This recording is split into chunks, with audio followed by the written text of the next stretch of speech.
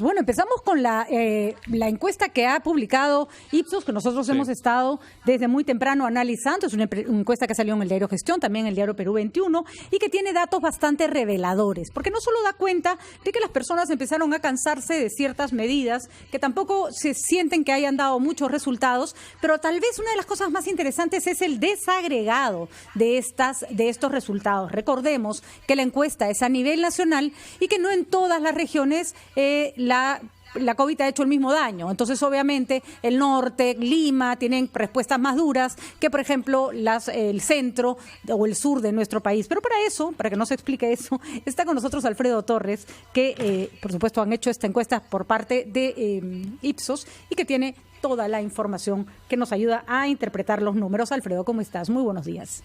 Muy buenos días, Patricia, Ricardo, Fernando. Bienvenido.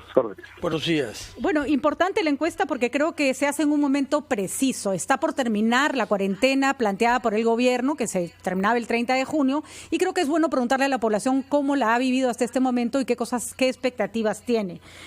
Tal vez lo más importante sea la cantidad de personas que consideran que la cuarentena no frenó la pandemia y sí perjudicó la economía. De acuerdo con titular del diario Gestión, esto más o menos equivale al 56%. Sí, así es. Creo que al comienzo estábamos todos, me refiero porque los porcentajes eran altísimos, a favor de la medida de la cuarentena, pero las sucesivas postergaciones ya han empezado a mirarse con otros ojos, sobre todo porque no ha logrado su objetivo, en el sentido de que han seguido incrementándose los contagios y los fallecidos, y al mismo tiempo ha tenido un efecto devastador sobre la economía, porque no ha permitido que abran una serie de negocios formales, y al mismo tiempo estamos viendo que la actividad informal sí tiene que salir a la calle, porque ya no le queda otra alternativa para sobrevivir, ¿no?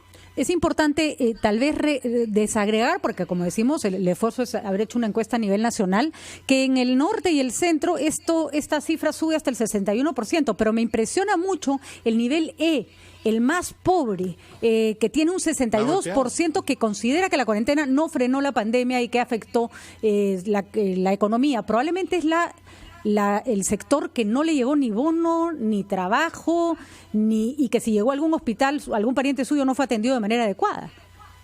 Claro, efectivamente, ¿no? Son los sectores más afectados porque en el lado económico carecen de ahorros, ¿no? Viven al día y no han tenido, si fueron despedidos, probablemente fueron despedidos de una pequeña empresa informal donde no han tenido, necesariamente las compensaciones de ley. Los bonos han llegado a algunos, no a todos. Recién vamos a tener, ojalá, una cuenta en los bancos para todas las personas que tengan DNI, eso no ha existido antes.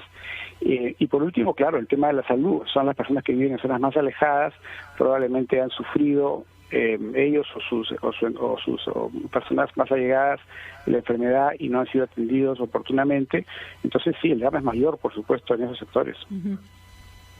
Alfredo Torres, una de las preguntas que usted formula se hace eco de algo que ha venido diciendo el presidente de la República durante los últimos días, que quizás la cuarentena pueda ser prolongada focalizadamente, es decir, en algunos lugares y en otros no, porque una buena parte de los que contestan a una pregunta relativa a eso son favorables a que se mantenga después de fin de junio la cuarentena, pero no a nivel nacional.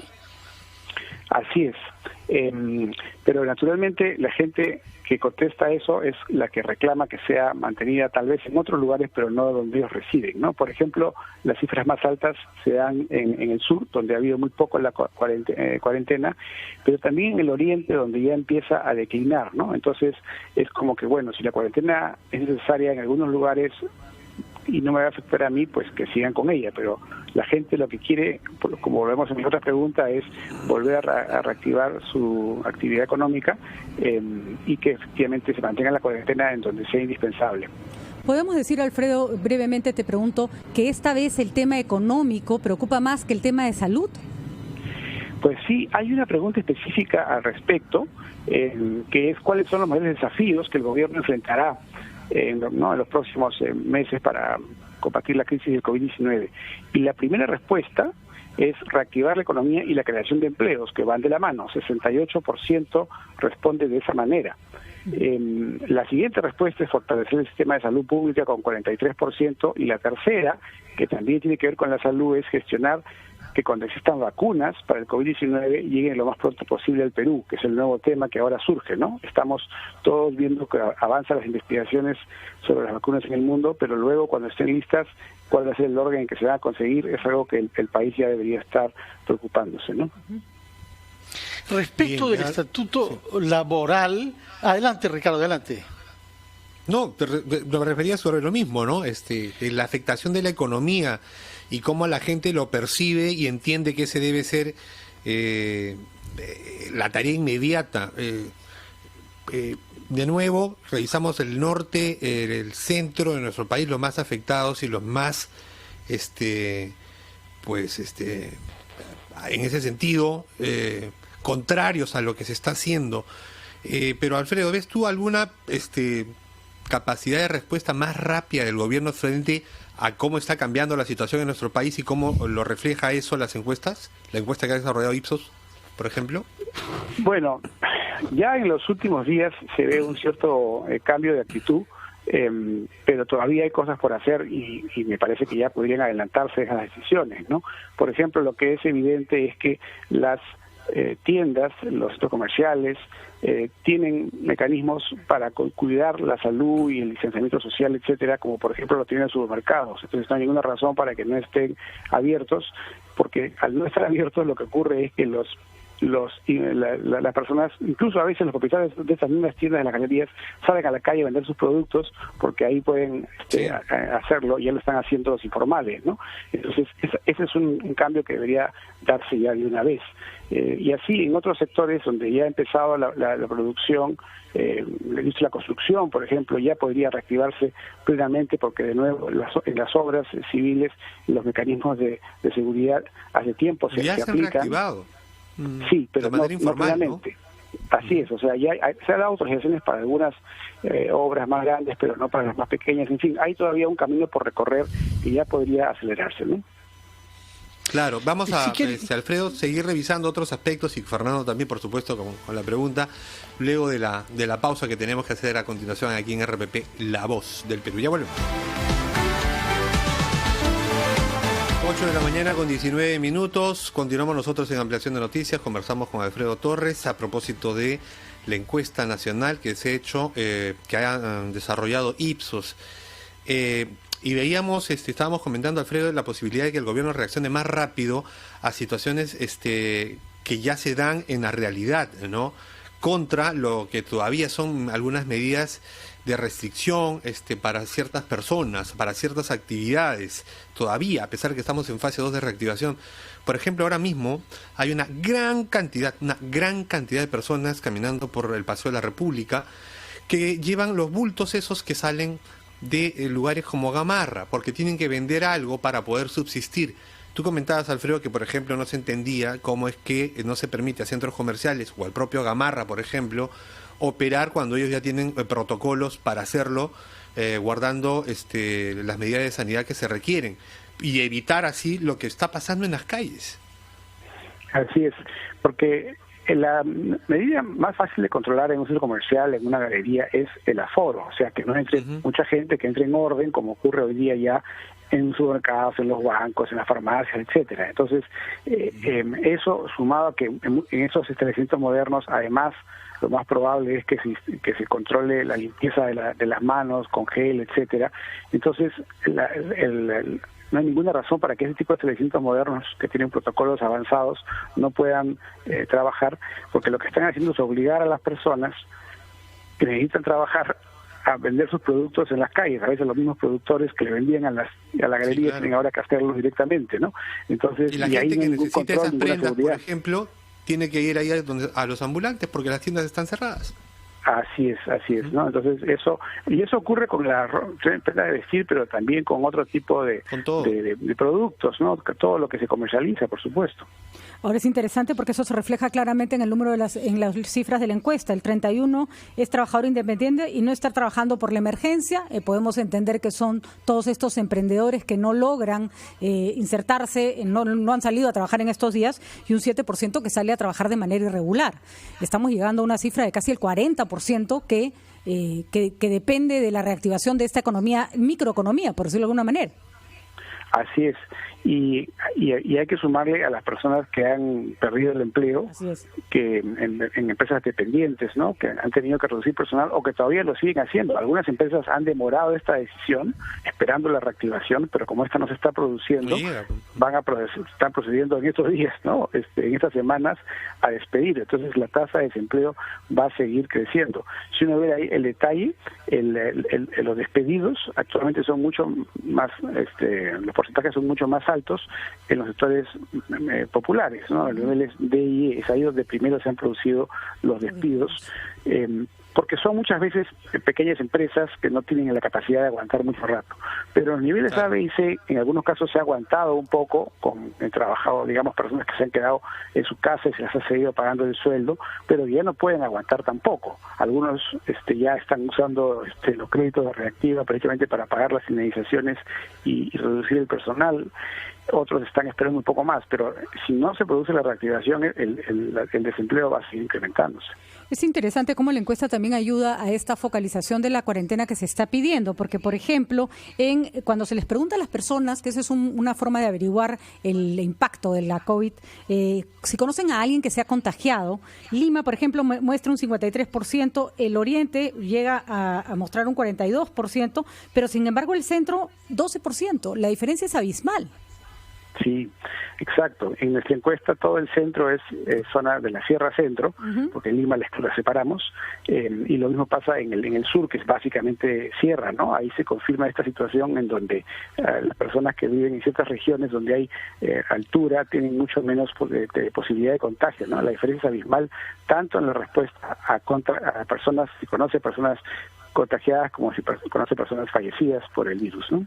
Es curioso porque el resultado de personas, si conoce personas fallecidas, es más alto de si conoce personas contagiadas. Nos llamaba la atención esa diferencia. Sí, temprano. A mí también me llamó la atención, estuve, digamos, averiguando un poco más o reflexionando con el equipo, y yo creo que lo que ocurre es que cuando una persona fallece, se entera muchísima gente, ¿no? Porque, digamos, en cambio, los contagiados no necesariamente nos enteramos, algunos ni se enteran ellos mismos, ¿no? Otras veces es una enfermedad que no es tan notoria y pasa suave, o no la comentan necesariamente con las amistades, pero cuando alguien fallece sí nos enteramos todos. No, y además genera discriminación también, ¿no? En muchos ámbitos. Entonces, la idea de decir tengo coronavirus para que todo el barrio te pida que te vayas a otro lado, la peste, sí. No parece muy buena idea, ¿no? Sí. Alfredo Torres, hay una pregunta que ha merecido una respuesta particularmente severa de la opinión pública, tal y como se puede leer, por cierto, en la página web de RPP. ¿Cree usted que el estado de emergencia ha sido positivo para reducir el número de contagios y muertes? Solo 4% cree que sí, mientras que el 57% dice que ha sido negativo, tanto según criterios sanitarios como según criterios económicos. Es cierto que hay una respuesta intermedia, pero el 4% es particularmente severo como juicio de los resultados del estado de emergencia. Claro.